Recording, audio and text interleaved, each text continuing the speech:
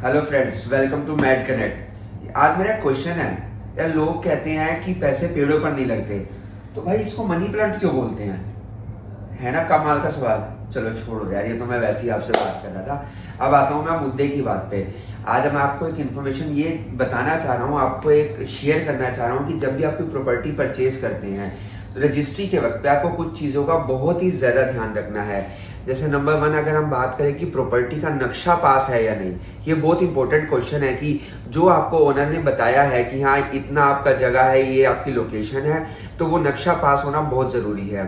Second thing की property की old chain और जो म्यूटेशन पेपर है वो जरूर आपको चेक करने चाहिए लीगली कि हाँ वो सही है या नहीं है। तीसरी चीज, आपकी उस प्रॉपर्टी पर कोई प्रॉपर्टी टैक्स, कोई वाटर बिल, कोई इलेक्ट्रिसिटी बिल कुछ बकाया तो नहीं है, वो भी बहुत जरूरी पॉइंट है। चौथी चीज अगर मैं आपसे बात करूं, सबसे जरूरी चीज वो ये है कि अगर उस प्रॉपर्टी पर कोई बैंक लोन है या किसी भी तरह का कोई लोन है तो उसका एनओसी होना बहुत जरूरी है। और इसके अलावा अगर आपकी रजिस्ट्री की वैल्यू मोर देन 50 लाख है तो आपको टीडीएस फाइल करना बहुत इंपॉर्टेंट है।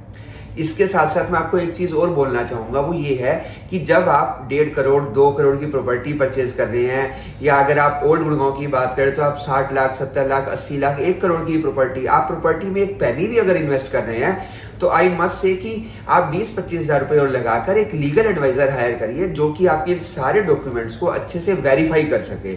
बहुत इंपॉर्टेंट है ये चीजें, बिकॉज अगर आप एक प्रॉपर्टी में इन्वेस्ट कर रहे हैं तो वो केवल आपके पैसे की इन्वेस्टमेंट नहीं है, आपके जज्बातों की भी इन्वेस्टमेंट है। इसी तरह की और इन्फॉर्मेशन और टिप्स के लिए आप हमें नीचे दिए गए नंबर पर भी फॉलो कर सकते हैं। Thank you so much.